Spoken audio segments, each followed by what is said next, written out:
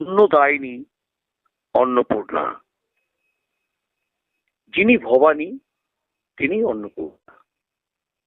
ভক্তের প্রতি মা অন্নপূর্ণার কৃপার শেষ নেই। তাই বলা হয় কাশীর অন্নপূর্ণা স্বর্ণময়ী। কাশীতে তার দয়ার কেউ অভুক্ত থাকে না। এতই দয়া যে কাশীর মানুষ কখনোই অভুক্ত থাকে না। সেখানে অন্নদান করলে স্বয়ং অন্নপূর্ণা নানাভাবে কৃপা করেন। তার স্তুতি রচনা করেছেন স্বয়ং শঙ্করাচার্য। এহেন দেবীকে সাধারণের পক্ষে ধারণা করা সম্ভব নয়।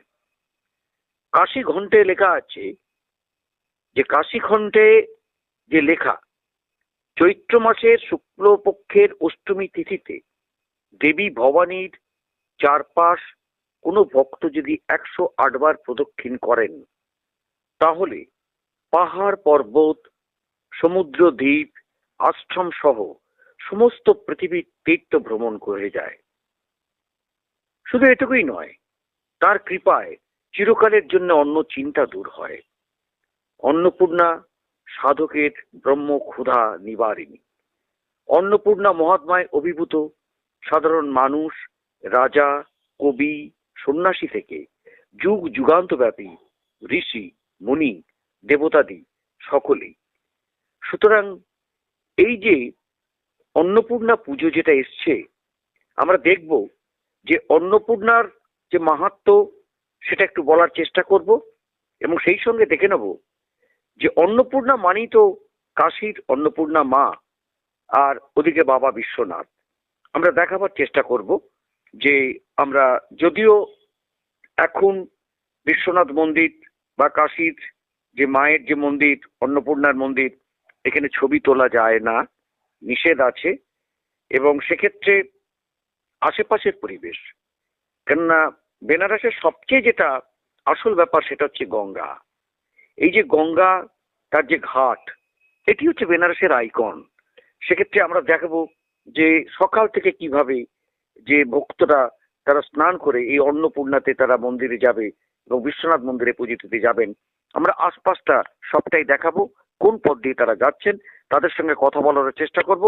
আমাদের প্রতিনিধি ওখানেতে রয়েছেন এবং ওখানেতে আমাদের প্রতিনিধি যিনি ফটোগ্রাফার তিনি দেবাশিস ভদ্র, তিনি বেনারসি আছেন। দেখা যাক কতটুকু আমরা ছবি পেতে পারি বা কতটুকু সাক্ষাৎকার বিভিন্ন যারা ভক্তদের কাছে পেতে পারি। তার আগে একটু বলে নিই, অন্নপূর্ণার জন্মগ্রহণের পূর্ণ দিনটি কিন্তু অক্ষয় তৃতীয়া। তিনি হলেন ভুবন মোহিনী, পরম করুণাময়ী সেই মাতা যিনি আহার্য বস্তু পরিপূর্ণভাবে নিবেদন করে ভক্তদের জীবন রক্ষা করেন। অন্নপূর্ণার ভক্তরা জাতি ধর্ম নির্বিশেষে সবাইকে অন্নদানের মাধ্যমে দেবীর পুজো করেন। শিবপুরী বারাণসী, এখানকার সবকিছুই শিবময়। শিবপুরীর মান মর্যাদা রক্ষার সমস্ত দায়িত্ব তো শিবগৃহিণীরই। মা অন্নপূর্ণা হলেন বারাণসী নগরের অন্নদাত্রী। অনেক ভক্তকেই দেখেছি অন্নপূর্ণা মন্দিরের গর্ভগৃহের এক কোণে দাঁড়িয়ে করজোরে স্তুতি উচ্চারণ করছেন খুব অস্ফুট স্বরে। ওম অন্নপূর্ণে সদাপূর্ণে শঙ্কর প্রাণবল্লভে জ্ঞান বৈরাগ্য সিদ্ধতাম ভিক্ষাম ও দেহি চ পার্বতী। শিব প্রশংসা করেছেন পার্বতীর। তারই আর এক রূপ অন্নপূর্ণা, মা শঙ্করের প্রাণাধিক প্রিয় প্রাণবল্লভ পার্বতীর কাছে ভিক্ষা প্রার্থনা করছেন দেবাদিদেব। তিনি চাইছেন প্রকৃত জ্ঞান, ভক্তি ও বৈরাগ্য। আচার্য শঙ্কর তখন কাশীতে। খুব ভোরে উঠে নিত্য গঙ্গা স্নান করা তার অভ্যাস। সেদিনও তিনি ভোরের আলোর আগেই মণিকর্ণিকা ঘাটের উদ্দেশ্যে রওনা হয়েছেন। রাস্তায় দেখলেন পথ জুড়ে এক যুবতী তার মৃত স্বামীর মাথা কোলে নিয়ে খুব বিলাপ করছেন আর সাহায্য চাইছেন। শঙ্কর কিছুক্ষণ অপেক্ষা করলেন। এদিকে স্নানের দেরি হয়ে যাচ্ছে, অন্য কোনো পথও নেই। বাধ্য হয়ে তিনি বললেন, মা সবকিছু দিয়ে এক পাশে সরিয়ে নেন তো, আমায় পাশ দিয়ে চলে যেতে পারি। যুবতীটা শঙ্করের দিকে তাকিয়ে রইলেন, প্রথমে কোনো উত্তরই দিলেন না। তার বারবার শঙ্কর অনুরোধ করায় বললেন, কেন মহাত্মা, আপনি সবকে সরে যেতে বলুন না। শঙ্কর বললেন, সব কখনো নিজে সরে যেতে পারে নাকি? তাকে তার কি শক্তি আছে নাকি? তখন ওই রমণী শঙ্করের দিকে তাকিয়ে বললেন, কেন জ্যোতিবর, আপনার মতে তো শক্তি নিরপেক্ষ, একমাত্র ব্রহ্মেরই জগৎ কর্তৃত্ব, সব কেন সরবে না? শঙ্করের মুখে আর কথা শুনল না। তিনি আনন্দিত হয়ে মহামায়ার লীলা অনুভব করলেন। নতুন হয়ে দেবীর স্তব করলেন। সেই দেবীকে কেউ ভবানী, কেউ বা অন্নপূর্ণা বলে বর্ণনা করেছেন। মা চিরকালই মমতাময়ী। সন্তানের কষ্ট কিভাবে সহ্য করবেন? জগৎজননী দেবী পার্বতী ভক্তদের নিদারুণ কষ্টে বিচলিত। ভক্তদের কষ্ট নিবারণে পৃথিবীতে আবির্ভূত হলেন। মা বারাণসীতে রান্নাঘর তৈরি হলো। এতদিনে সে বুঝতে পারলেন কতখানি ভুল করেছেন। পার্বতীর কাছে সবিনয়ে তার ভুল স্বীকার করলেন। বললেন, আমি ভুল করেছি পার্বতী, অন্ন বস্ত্র ছাড়া জীবন চলতে পারে না। এ মোটেই মায়া নয়, আর এই পৃথিবী তোমার চোখের ভুল, ভুলও নয়, এটাই চিরসত্য। এই বলে দেবাদিদেব তার শূন্য পাত্রটি এগিয়ে দিলেন পার্বতীর দিকে। খুশি হয়ে শিবকে সহস্তে অন্নদান করলেন পার্বতী। সেই দিন থেকে মা পার্বতী অন্নপূর্ণা রূপে পূজিতা হতে লাগলেন। অন্নপূর্ণাকে নিয়ে একটা কিংবদন্তি একটা রয়েছে। পার্বতী একবার শিবের 3টি নেত্রী বন্ধ করে দিলেন। এই ত্রিনেত্র হলো চন্দ্র, সূর্য, অগ্নি। এর ফলে গোটা পৃথিবী অন্ধকারাচ্ছন্ন হয়ে গেল। মহাপ্রলয় শুরু হওয়ার মুখে। পার্বতীর গাত্রবর্ণও পাল্টে গেল। তার গৌরী রূপ হারিয়ে গেল। মনোকষ্টে ভুগতে লাগলেন তিনি। শিবকে জিজ্ঞাসা করলেন, কিভাবে পুনরায় হারানো গৌরী রূপ ফিরে পাবেন? শিব বললেন, তুমি কাশীতে গিয়ে অন্নদান করো। এরপরে তিনি অন্নপূর্ণা রূপ পরিগ্রহ করেন, ফিরে পেলেন তার গৌরী রূপ। পার্বতী, দুর্গা আদি পরাশক্তি, অন্নদা, কত যে নাম অন্নপূর্ণার। তিনি অন্নদাত্রী, তিনিই দেবী অন্নদা। তাই অমর কবি ভারতরত্নের অন্নদা মঙ্গলে দেবী অন্নপূর্ণার মাহাত্ম্য সুললিত ছন্দে বর্ণনা করা হয়েছে। দেশের বেশ কয়েকটি জায়গায় অন্নপূর্ণার মন্দির আছে। তার মধ্যে উত্তর 24 পরগনার ব্যারাকপুরে রানী রাসমণির ছোট মেয়ে ও মথুরবাবু সহধর্মিণী জগদম্বা দেবীর প্রতিষ্ঠিত অন্নপূর্ণার মন্দিরটি অবশ্যই উল্লেখযোগ্য। অন্নপূর্ণার মাহাত্ম্য অসীম, অনন্ত। তার কাছে কোনো সত্য মিথ্য ভেদ নেই। তিনি জগতের মা, এটি তার পরিচয়। তাই তিনি সবাইকে দান করেন ব্রহ্মদান, ব্রহ্মরূপ অন্ন। অন্নপূর্ণা নিত্যানন্দ করি, যোগানন্দ করি ও সর্বানন্দ করি। তাই তার আরাধনায় এসবই প্রসন্ন হয়ে সাধক ভক্তকে দান করেন। শুধুমাত্র ত্যাগ আর যোগের মাধ্যমে সাধক তাকে পেতে পারেন। দেবীর কৃপালাপায় অল্পেই, তিনি অল্পেই প্রসন্না। তাই সন্তান ঘোর বিপদে কারাবাসকালে তার স্মরণ নিলে, স্মরণ মরণ করলেই, মন দিয়ে স্মরণ করলেই দেবী সন্তানকে বিপদ থেকে উদ্ধার করেন, কারামুক্তিও করেন। তিনি সর্বদা আনন্দ বিধান করেন, অভয় প্রদান করেন এবং সাগর সমতার সৌন্দর্য। তিনি মাহেশ্বরী ভক্তকে সর্বপাপ থেকে মুক্ত করেন। মহাদেবী প্রসন্নতায় রিপুর বিনাশ হয়, ধর্ম লাভ হয়, আর পাওয়া যায় প্রভূত অর্থ, ঐশ্বর্য সহ জগতের সব বাঞ্ছিত বস্তু। তার আরাধনায় পাওয়া যায় না এমন কিছু হয় না। ধর্ম, অর্থ, কাম, মোক্ষ, মান, যশ, প্রভাব, প্রতিপত্তি, নিরোগ স্বাস্থ্য, জনমান্যতা প্রভৃতি সবকিছুই তিনি গভীর বিপদ আপদ, দুঃখ কষ্ট থেকে ত্রাণ করেন। অন্নপূর্ণা অভয় দায়িনী, করুণাময়ী মা। তার কৃপায় সকলের বিয়ে সব কষ্ট দূর হয়, সেই সঙ্গে গৃহস্থেরও শ্রীবৃদ্ধি হয়। এমনকি জরা ব্যাধি থেকেও তিনি জীবকে তিনি রক্ষা করেন। মা দুর্গা আর মা লক্ষ্মীর মিলিত রূপের কল্পনায় মা অন্নপূর্ণার রূপ। অন্নপূর্ণা ভৈরবী আর অন্নপূর্ণার সত্তা এক, নামে শুধু পৃথক। অন্নপূর্ণার দুপাশে থাকেন ভূমি আর শ্রী। ভূমির অর্থ পৃথিবী আর শ্রীর অর্থ লক্ষ্মী। তাই লক্ষ্মীর সঙ্গে পৃথিবী দেবীও অন্নপূর্ণাময়। অন্ন দান করে যে দেবী সবসময় জগতের মহাক্ষুধার শান্তি অবসানে জীবের প্রতিপালন করেন, তিনি আমাদের স্নেহময়ী জননী মা অন্নপূর্ণা। সেই স্নেহময়ী স্বর্ণময়ী মহামায়া এই কলকাতা শহরে তার চিন্ময়ী স্বরূপ প্রকাশ করেছিলেন বিগত শতাব্দীতে। স্থান উদ্বোধন। একদিন সেখানে গোটা বাড়ি জুড়ে গোলমাল, হই হই হট্টগোল হচ্ছে। এক হতদরিদ্র শীর্ণ লোক জীর্ণ বেশে দুপুরবেলায় সেই হাওড়ার আমটা থেকে পায়ে হেঁটে এসেছেন। হাতে তার 108টা নীল অপরাজিতার মালা।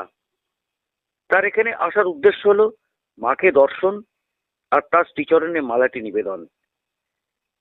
এই একটাই তার মনোবাসনা। লোকের মুখে তিনি শুনেছেন ঠাকুর রামকৃষ্ণ পরমহংসদেবের স্বয়ং ভগবান। ঠাকুর রামকৃষ্ণ পরমহংসদেব তো স্বয়ং ভগবান, ঠিকই তো। আর তার সহধর্মণী সাক্ষাৎ মা অন্নপূর্ণা। তার দৃঢ় বিশ্বাস অন্নপূর্ণারূপী মাকে সেই 108টা নীল অপরাজিতার মালাটি দিলে তার সকল সিদ্ধি লাভ হবে। একটা পথ পায়ে হেঁটে আসতে তার অনেকটা সময় লেগেছে। এতটা পথ ছেলে খেলা হাঁটতে হাঁটতে এসছে। ভরা দুপুর, মা যে বিশ্রাম করছেন, তাই সেবকরা তাকে মায়ের কাছে যেতে রাজি হচ্ছেন না, দিচ্ছেন না। এই যে তীরে এসেও তরি ডুবে যাওয়া, এটা তো আরো কষ্টের ব্যাপার। ব্যর্থ মনোরথে মাকে দর্শনের জন্য আকুল প্রাণে একেবারে কাঁদতে আরম্ভ করলেন। ভক্তের টানে মায়ের মন বিচলিত হলো। তিনি আর স্থির থাকতে পারলেন না। মা ধীর পায়ে ঘটনাস্থলে এসে উপস্থিত হলেন। মধুস্বরে বললেন, বাবা, তুমি কি এখনই মাকে দেখতে চাও? ভক্তটি কাঁদতে কাঁদতেই বললেন, গরিবের প্রতি মায়ের কি এত কৃপা হবে? আমি তার দেখা পাবো মা? সন্তানটির দিকে স্নেহ ভরা চোখে তাকিয়ে মা বললেন, দিন দুঃখীরাই তো আগে মাকে পায় বাবা। মায়ের কথার পরই সেখানে ঘটে গেল এক অবাক কাণ্ড। শুধু একটা মুহূর্ত ভক্তটির মুখ, তার চোখের ভাব পাল্টে গেল। মুখে ফুটে উঠল এক তৃপ্তির ভাব। তিনি কি পেলেন আর কি যে অনুভূতি হলো সেটা একমাত্র তিনিই জানেন। আনন্দে আত্মহারা হয়ে চিৎকার হয়ে বললেন, এই তো এইবার চিনতে পেরেছি গো, তুমি আমার সেই অন্নপূর্ণা মা। রাসমণির গণা দক্ষিণেশ্বরের ভবতারিণী মন্দির আর তার কনিষ্ঠ কন্যা জগদম্বা দেবীর গড়া ব্যারাকপুরের শিব মন্দিরের অধিষ্ঠান অন্নপূর্ণার মন্দির, দুটি ক্ষেত্রে অনেকগুলো মিল খুঁজে পাওয়া গিয়েছে। যেমন দুটি মন্দিরই গঙ্গার পূর্ববর্তী তীরে অবস্থিত। উভয় মন্দিরের নাট মন্দির আছে দক্ষিণ দিকে। দুটি মন্দিরেরই পশ্চিম দিকে গঙ্গায় যাওয়ার পথের দুপাশে শিব মন্দির আছে। যদিও দক্ষিণেশ্বরের 12টি শিব মন্দির থাকলেও এই জগদম্বার শিব মন্দির অর্থাৎ ব্যারাকপুরেতে সেখানে 6টি শিব মন্দির আছে। মন্দির দুটি নির্মিত হয়েছে স্বপ্নাদিষ্ট হয়ে। দুটি মন্দিরই রাধাকৃষ্ণের মন্দির আছে। যদিও অন্নপূর্ণা মন্দিরের শুরুতে রাধাকৃষ্ণের মন্দির ছিল না, পরবর্তীকালে মন্দিরের দক্ষিণ দিকে রাধাকৃষ্ণের মন্দির গড়া হয়েছে বলে শোনা যায়। তবে দক্ষিণেশ্বরে 12টি শিব মন্দির থাকলেও যে অন্নপূর্ণা মন্দিরের যে 6টি শিব মন্দির আছে সেগুলো হলো শ্রী শ্রী কল্যাণেশ্বর, শ্রী শ্রী কামেশ্বর, শ্রী শ্রী কিঙ্করেশ্বর, শ্রী শ্রী কিন্নরেশ্বর, শ্রী কপিলেশ্বর, শ্রী শ্রী কৈলাসেশ্বর এবং শ্রী শ্রী কেদারেশ্বর। এই যে ব্যাপারটা, এই 6টা মন্দির, এই 6টা মন্দিরের বাবার নামগুলো আমরা বললাম, আর একবার বলি। শ্রী শ্রী কল্যাণেশ্বর, শ্রী শ্রী কামেশ্বর, শ্রী শ্রী কিন্নরেশ্বর, শ্রী শ্রী কপিলেশ্বর, শ্রী শ্রী কৈলাসেশ্বর ও শ্রী শ্রী কেদারেশ্বর। সুতরাং এই এতগুলো মন্দিরকে আমরা ওখানেতে পাচ্ছি। ব্যারাকপুর গান্ধীঘাট ঘাটের ঠিক দক্ষিণে প্রায় 1 কিলোমিটার দূরে অন্নপূর্ণা মন্দির। মন্দিরে প্রবেশ করার জন্য ইটের তৈরি সুউচ্চ প্রবেশদ্বার, নিচে লোহার ফটক, ফটকে লোহার রড দিয়ে লেখা সোনার অন্নপূর্ণা মন্দির। সেখান থেকেই দেখা যায় অন্নপূর্ণার নবরত্ন মন্দির। প্রবেশদ্বারের উপর আছে একটা সিংহ মূর্তি। অন্নপূর্ণার নবরত্ন মন্দিরটি ইটের তৈরি দক্ষিণেশ্বরের ভবতারিণী মন্দিরের মতোই সেই রকমই প্রশস্ত। তো যাক, আমরা ব্যারাকপুরের লাট বাগানে দক্ষিণে গঙ্গার পূব পাড়ে তালপুকুরে আছে বিশাল এক অন্নপূর্ণা নবরত্ন মন্দির। মন্দিরটি নানা কারণে বিশেষভাবে উল্লেখযোগ্য। জানবাজারের রানী রাসমণি, যিনি দক্ষিণেশ্বরের কালী মন্দির তৈরি করে আধ্যাত্মিক জগতে এক মহাবিপ্লব সৃষ্টি করেছিলেন, তেমনি তার কনিষ্ঠা কন্যা জগদম্বা দেবীও ব্যারাকপুরের লাট বাগানে বিশাল অন্নপূর্ণার নবরত্ন মন্দির করে উপযুক্ত সন্তানের কাজ করেছেন। তো যাক, সেই প্রসঙ্গেই আনলাম রানী রাসমণি। আর রানী রাসমণি আসা মানেই তো ঠাকুর রামকৃষ্ণ দেবের কথা তো বলেইছি। এই রাসমণির যে কনিষ্ঠা কন্যা জগদম্বা দেবীর অনুরোধে তিনি 4 বার দক্ষিণেশ্বর থেকে ঠাকুর শ্রীরামকৃষ্ণ মন্দির ছেড়ে এই মন্দিরে এসেছিলেন। প্রথমবার এসেছিলেন মন্দির তৈরি করার মতো উপযুক্ত জমি নির্বাচনের জন্য, দ্বিতীয়বার এসেছিলেন মন্দিরের ভিত্তি স্থাপন করার জন্য, তৃতীয়বার এসেছিলেন বাংলায় 1281 সালের 30শে চৈত্র অর্থাৎ চৈত্র সংক্রান্তির দিন মন্দিরের দ্বারোদ্ঘাটন করার জন্য। তিনি সেদিন দক্ষিণেশ্বরের গঙ্গাঘাট থেকে ব্যারাকপুরের রাসমণির ঘাট পর্যন্ত নৌকা করে এসেছিলেন। পৌঁছানোর পর তিনি মন্দিরের দক্ষিণ পশ্চিম কোণে একটি বেলগাছের তলায় বহুক্ষণ বসেছিলেন। বর্তমানে সেই বেলগাছটি আর নেই বটে, তবে ঠাকুরের শরণার্থে নতুন একটি বেলগাছ বসিয়ে জায়গাটাকে পাঁচিল দিয়ে ঘিরে রাখা হয়েছে। বেশ কিছুক্ষণ সেখানে থাকার পর ঠাকুর মন্দিরের দিকের একটি ঘরে গিয়ে বসেন বিশ্রাম নিতে। বর্তমানে মন্দিরের সেই ঘরটিতে প্রত্যহ ভক্তি সহকারে ঠাকুর রামকৃষ্ণ দেবের পুজো করা হয়। নাম দেওয়া হয়েছে ধ্যান মন্দির। রায়গুণাকর ভূপেন্দ্র রায়ের অন্নদামঙ্গল কাব্যে দেবী অন্নপূর্ণার আবির্ভাব উপাখ্যানটি পৃথক।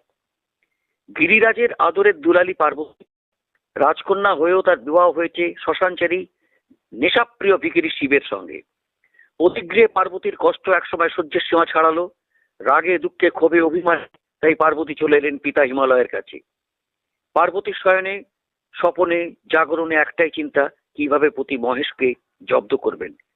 এই সময় তার দুই সখী জয়া এবং বিজয়া তাকে দিলে। কি পরামর্শ? যা বলি তা কর, নিজ মূর্তি ধর, বস অন্নপূর্ণা হয়ে, কৈলাস শিখর অন্নে পূর্ণ কর, জগতের অন্ন লয়ে। সখীদের পরামর্শে মা ধরলেন অন্নপূর্ণা রূপ, হরণ করলেন জগতের সব অন্ন। জগৎ অন্ন শূন্য হলো। মহাদেব অন্ন ভিক্ষা করতে লাগলেন, তবুও মিলল না একদানা অন্ন। ক্ষুধার তারসে তিনি কাতর হয়ে উঠলেন। সেই চরম সংকটের সময় মা লক্ষ্মী শিবকে বললেন, কৈলাসে অন্নপূর্ণার কাছে গেলে অন্ন প্রাপ্তি হবে। এই পরামর্শ মতো শিব ভিক্ষাপাত্র হাতে কৈলাসে এলেন। পতিকে পেয়ে অন্নপূর্ণার আনন্দ আর মন ধরে না। পরম যত্ন আর ভক্তি শ্রদ্ধা সহ অন্নপূর্ণা পতি ভগবান শিবকে অন্নদান প্রদান করালেন। মহাদেবী অন্নপূর্ণার অন্নভক্ষণে মহাতৃপ্ত। রায় গুণাকর ভারতচন্দ্রের বর্ণনায় জানা যায়, কৃষ্ণনগরের বিখ্যাত অধিপতি মহারাজ কৃষ্ণচন্দ্রের পূর্বপুরুষরা অন্নদার উপাসক ছিলেন। এই মহারাজ কৃষ্ণচন্দ্রের পূর্বপুরুষরাই অন্নদার উপাসক ছিলেন। এই বিষয়টা কিংবদন্তি আছে। এদেরই কোন একজন পূর্বপুরুষ ছিলেন ভবানন্দ মজুমদার। তিনি ছিলেন নিষ্ঠাবান, ধার্মিক আর অন্নদার পরম ভক্ত। তার আরাধ্য দেবী অন্নদা একদিকে যেমন স্নেহশীলা ভক্তবৎসল মা, তিনি সন্তানকে অন্নদান করে সৃষ্টির পালন করেন, অন্যদিকে দৃষ্টের দমনও করেন। একবার ঘটনা মোগল সম্রাট জাহাঙ্গীরের কাছে ভবানন্দকে শুনতে হয় সনাতন ধর্মের নিন্দা। শুধু তাই নয়, ভবানন্দকে চরম অপমানিত আর লাঞ্ছিত হতে হয়। সন্তানের দুঃখে মায়ের প্রাণ কেঁদে ওঠে। জাহাঙ্গীরকে শাস্তি দেওয়ার জন্য মহাদেবী তার দানা বাহিনীর দ্বারা সাংঘাতিক মহামারী কাণ্ড করেন। নিহত হয় জাহাঙ্গীর বাহিনীর অসংখ্য সেনা। তাদের রক্তে যমুনার জলে রক্তবর্ণ হয়ে যায়। কোনো উপায় না পেয়ে জাহাঙ্গীর দেবী অন্নদার কাছে ক্ষমা প্রার্থনা করেন এবং তার আরাধনা করেন। শুধু তাই নয়, সম্মানের সঙ্গে ভবানন্দকে কারামুক্তি করে জায়গির দান করেন। এতে কুপিত দেবী সুপ্রসন্ন হন। আর একটা ঘটনা, মহারাজ কৃষ্ণচন্দ্র তখন মুর্শিদাবাদের কারাগারে বন্দী। এই কারাবাসকালে তিনি মহাদেবী মহাপূর্ণার স্বপ্নাদেশ পান। স্বপ্নে মহাদেবী তাকে দর্শন দিয়ে মূর্তি পুজোর আদেশ দেন। মহাদেবী অন্নপূর্ণার স্বপ্নাদেশ শিরোধার্য করে মহারাজ কৃষ্ণচন্দ্র বঙ্গদেশে অন্নপূর্ণা পুজোরই সূচনা করেন। সেই আজ্ঞা মতো রাজা কৃষ্ণচন্দ্র রায় অন্নপূর্ণা পুজো করি তরিলা সে দায়।